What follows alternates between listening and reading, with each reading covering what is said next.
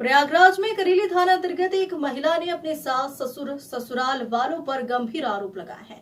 साथ ही पुलिस से शिकायत करने के बाद भी कोई कार्रवाई न होने पर मलाल व्यक्त करते हुए न्याय की गुहार लगाई। साथ ही पुलिस से शिकायत करने के बाद भी कोई कार्रवाई न होने पर मलाल व्यक्त करते हुए न्याय की गुहार लगाई। इलेक्ट्रॉनिक मीडिया क्लब की नारद सभागार में करेली थाना क्षेत्र की एक महिला ने अपने ससुराल वालों के खिलाफ प्रेस कॉन्फ्रेंस किया, जिसमें उसने आरोप लगाया कि उसकी ससुराल वाले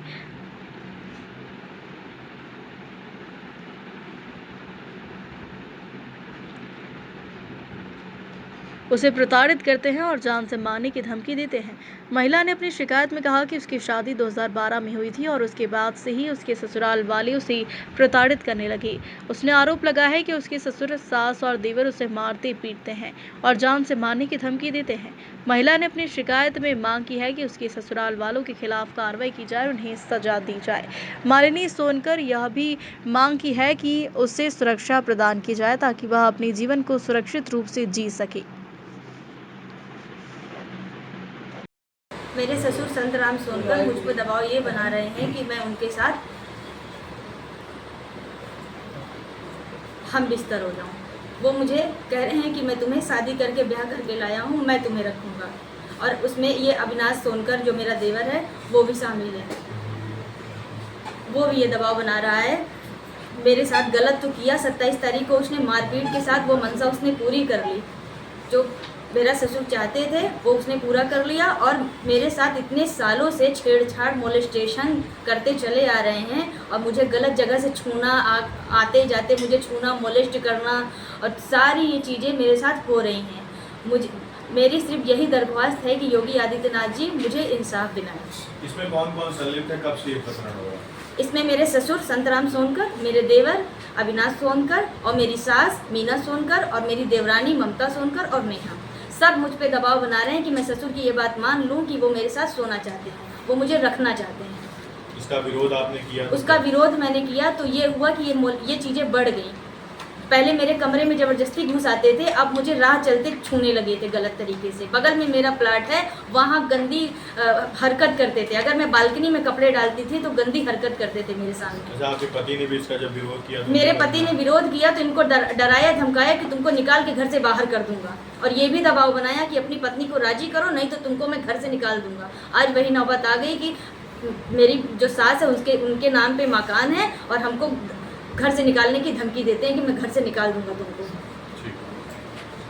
ठीक है। जिस प्रकार से घटनाएं मेरे यहाँ घटित हो रही थी वो एक प्लान तरीके से बारी बारी से सारी चीज़ें हो रही थी। और लड़ाई झगड़े में हुआ ये कि जब भी उनकी किसी बात का विरोध किया गया तो जब भी लड़ाई झगड़ा हुआ तो उसको लेकर जब भी हम थाने पहुँचे तो उन्होंने उस चीज़ को टाल दिया। और 4 अप्रैल को जब सीसीटीवी कैमरा टूटा उसको भी लेकर मैं जब थाने पहुंचा तो उन्होंने कहा जिनका मकान है सीसीटीवी उनके निर्देश पे लगेगा। और बहुत समझाने के बाद भी वो नहीं माने। जो सीसीटीवी टूटा था वो बैकअप नहीं हो पाया और दोबारा इन्होंने 27 मई को इन्होंने सीसीटीवी भी तोड़ दिया, डीवीआर भी उठा ले गए और हमारी पत्नी को बहुत बुरी तरीके से मारा पीटा। और उसी के साथ 4:30 बजे घटना है। जब मुझको इसकी सूचना मिली, मैं लगभग 4:39 में जब घर पहुंचा तो मैंने देखा कि ये लोग सब लोग मिल के मेरी पत्नी को मार रहे हैं। तुरंत मैं अंदर कमरे में गया तो देखा इन्होंने डीवीआर उखाड़ लिया।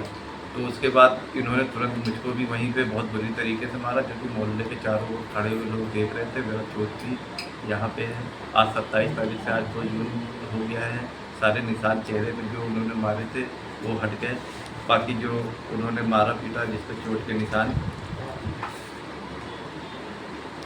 जिसको लेकर के आपने किससे शिकायत की? और इसके उपरांत हम महिला थाने गए तो ये जानकारी हुई कि हमें करेली थाने जाना है। करेली थाने पे हमने एसओसी से आपको अपना एप्लीकेशन दिया तो उन्होंने कहा आप अपना एप्लीकेशन लेके उच्च अधिकारी के पास जाइए आप।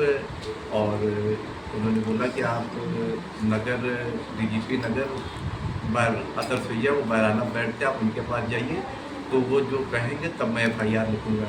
तो जब हम उनके पास दूसरे दिन गए तो हमारी मुलाकात नहीं हो पाई। तो हम कमिश्नरेट ऑफिस AG ऑफिस के पास जो है वहाँ गए। वहाँ से वीडियो कॉन्फ्रेंस से इनसे बात हुई तो उन्होंने कहा कि भाई आप FIR लिख के घटना को आप आगे बढ़ाइए और उस पर इनका मेडिकल कराइए, जो भी इसमें निकल के आएगा आप उस पर आगे कार्रवाई करिएगा।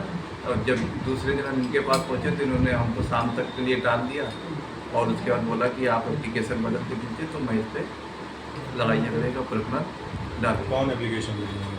ये SHO साहब थे, क्या नाम है इनका? राजेश कुमार मौर्य जी। ठीक है, नाम बताइए अपना। उसके बाद फिर हम तब से इधर से उधर भटक ही रहे हैं। तो क्या मांग है आपकी? हमारी मांग यही है कि हमारे प्रकरण की पूरी निष्पक्ष जांच की जाए, मेरा DVR हासिल कराया जाए, उसमें पूरी घटना की फुटेज मौजूद है।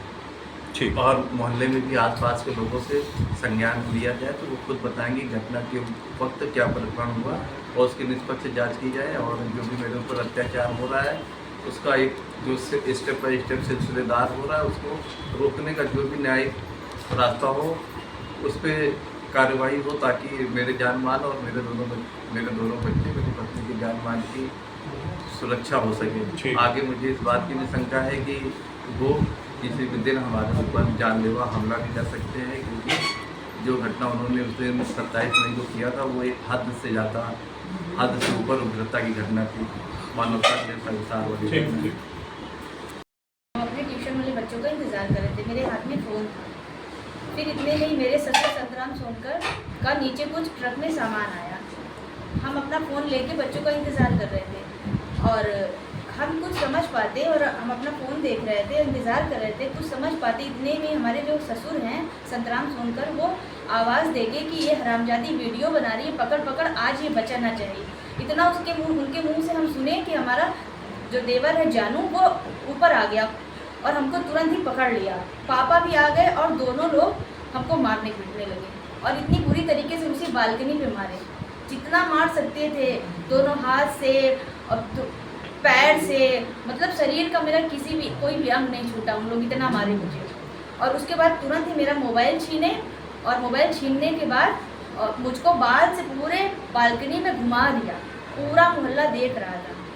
और किस बीच ये मेरे घर के अंदर जाके मेरा पूरा DVR उठा ले गए, मैं उतना भी होश में नहीं थी। मुझे इतनी बुरी तरीके मारा कि मैं बिल्कुल होश खो बैठी। क्यों ऐसा करते हैं ये, और क्या ये कहते हैं, क्यों करते हैं ससुर ये, क्या कहते हैं, क्यों कहते हैं? अब उनका ये है कि मैं तुमको ब्याह करके लेके आया हूँ और मैं तुमको लेके आया हूँ, तुमको मेरे साथ रहना होगा। इस चीज़ का पूरा दबाव बनाते थे। इसका मैंने विरोध किया तो ये चीज़ें बढ़ गई और जो देवर है अविनाश उसको भी पीछे लगा दिया कि इसको कौन बनाता है कि मोलेस्ट करो। जी, दबाव कौन बनाता है आपको मेरे साथ रहने के लिए? ऐसा ससुर हमारे, आपके ससुर बोलते हैं। और कौन कौन इसमें संलिप्त है? इसमें हमारा देवर जानू और घर की जितनी भी महिला हैं वो दबाव बनाती हैं कि पापा जी का पूरा घर है, वो किसी भी कमरे में जा सकते हैं। हमने उसका विरोध किया तो ये चीज़ें और हमारे साथ होने लगी। कब से ये चल रहा है? चल तो बहुत साल से रहा है, हम बचते बचाते यहाँ तक आए थे, अब ये बहुत ज़्यादा हो गया। ये 2 साल 3 साल में ये हद से ज़्यादा इसकी सीमा पार हो गई। अच्छा, हाल ही में आपके पति के साथ भी कुछ मारपीट इन्होंने की, किसी बात को लेकर के छोड़ दिया थी? इसी घटना और आगे बढ़िए, ये क्या घटना हो रही है ये इधर, और क्या क्यों ये घटना ऐसी आपके साथ करी जाती है दोनों जन के साथ? ये इनकी हमारे ऊपर शुरू से गंदी नज़र थी हमारे ससुर संतराम सोनकर, तो वो हमें मजबूर करते थे कि हम उनकी बात मान जाए। तो हमें नहाते हुए झाँकना, जैसे हम नहा रहे हैं तो बाथरूम में झाँकना और गंदी हरकत करना, ये सब इनका शुरू हो गया। और मारपीट तो आए दिन मारपीट, ये हमें चोट लगी इतनी, बहुत बुरी तरीके से हमको मारा, लात घूसों से मारा, इनका रुका नहीं। ये हमारी फ़ोटोज़ भी देख लीजिए, ये फ़ोटोज़ है। और मारपीट के दिन मौके पे मैं भी पहुंचा तो मुझको भी बहुत बुरी तरीके से मारा गया, चेहरे पे मेरे निशान थे। और थाने में जब कोई एप्लीकेशन हम लोग की रिसीव नहीं की गई और कोई FIR दर्ज नहीं किया गया, तो हम लोगों ने स्वतः मेडिकल कराया और ट्रीटमेंट हुआ मेरा, बल्कि दवा के संदर्भ में कि कम से कम हम अपना दवा करा सकें। क्यों ये मारपीट करते हैं आपसे? आप जो भी घटनाएं ये धीरे धीरे घर में लेते गया, उस घटना का ये हो गया कि भैया अब आप लोग घर छोड़ के चले जाइए। तो घटनाएं इन्होंने इस हद तक कर दिया है कि अब हम घर से चले जाएं। और जो घर के लिए हमने किया है 2010 से लेकर 2018 तक 27,40,000 रुपये जो हमने दिया, और जो हमने इनके साथ कारोबार करके 5 से लेकर 8 प्रॉपर्टी हमने और इन्होंने मिल के खरीदी, और उनका साफ कहना है कि जो प्रॉपर्टी मैंने खरीदी वो मेरी है, आप मेरे पुत्र नहीं, आप मेरे यहाँ नौकर उनके काम करते थे। तो हमारा उसी का विरोध भी है कि आप ठीक है, आप ये कहिए कि आपको सारी प्रॉपर्टी लेना हो, सब भाई को देना हो, आप दे दीजिए, मुझको एतराज़ नहीं है, मगर जहाँ पर मैं हूँ वहाँ मुझको रहने दीजिए। और वो भी आप नहीं चाहते हैं तो जो मेरा 75 गज का प्लाट ही है वो मकान के ठीक बगल में, आप उसको 2 कमरा बनवा दे दीजिए, क्योंकि आपने मुझको निचोड़ लिया, मेरे पास पैसा तो है नहीं। इन सब मामलों को लेकर क्या आप कहीं गए पुलिस के पास या किसी अधिकारी के पास? घटना के दिन 27 मई से हम 4 महीना पहले से करैली थाने पे बहुत दौड़े थे और बहुत एप्लीकेशन एसएसपी और अपर आयुक्त एसएसपी कार्यालय और भी जहाँ मुझे जानकारी थी महिला आयोग वो मैंने दिया, क्योंकि इन्होंने 4 अप्रैल को मेरा कैमरा तोड़ दिया। तो थानेदार के पास गया, उन्होंने 7 लाख जिनका घर है कैमरा उनके इच्छा है ना लगे तो उसको हटा दी। तो हमने कहा मैं उनका पुत्र हूँ और कैमरा गवर्नमेंट भी कहती है कि इसलिए लगेगा कि कोई घटना हो तो वो संज्ञान में आ जाए, और मेरी कार का शीशा तोड़ दिया गया है। तो उन्होंने कहा नहीं कैमरा आप हटा लीजिए, उनका घर है। तो उनके कहने पे भी मैंने कैमरा हटाया नहीं। फिर उसके बाद इन्होंने उसके घटना वाले दिन DVR को ख़त्म ही कर दिया। हम उनको कई बार कहते रहे कि ये DVR तोड़ेंगे, कैमरा तोड़ेंगे, ये उस घटना को अंजाम देना चाहते हैं, मगर मेरी कोई सुनवाई नहीं हुई। और 27 मई के बाद जब हम उनके पास पहुँचे तो उन्होंने कहा कि जो एप्लीकेशन आपने दिया है आप उसको बदल के दीजिए। तो हम किसने ये कहा कि बदल दीजिए? थानेदार कौन है? राजेश कुमार मौर्य। अच्छा, क्या कहना है उनका? उनका कहना है कि आप एप्लीकेशन बदल दीजिए तो मैं उस हिसाब से FIR लिख दूँगा। क्या बदलाव के लिए कह रहे कह हैं? रहे हैं बस मारपीट रख उन्होंने दो। कहा सिर्फ आप इसमें मारपीट रखिए और इस पर कैमरा भी मेंशन ना करिए कि कैमरा वहाँ से कमरे से निकाला गया। क्यों ऐसा वो कह रहे हैं? क्या उनकी भी संलिप्तता है? बिल्कुल हो वही सकता है। संलिप्तता तो ये जांच का विषय है, इस पर हम तो कुछ नहीं करेंगे। जांच का विषय है कि क्यों वो ऐसा करना है, कि वो मोहल्ले में आके उन्होंने अभी तक की कोई टीम आके जांच भी नहीं किया है कि इनको मारा गया है।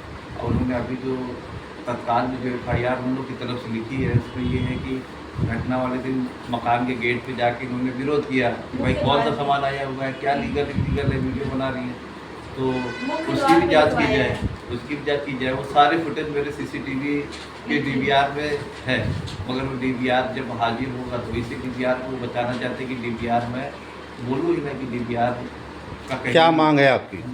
हमारी बात यही है कि हमारे साथ न्याय किया जाए, ठीक है। हमारे साथ न्याय की जाए। तत्काल कम से कम हमारी FIR लिख के जो भी जांच के बाद जो भी धारा बने उस पर कार्रवाई हो ताकि हमारी जान मान की सुरक्षा हो सके। ठीक है।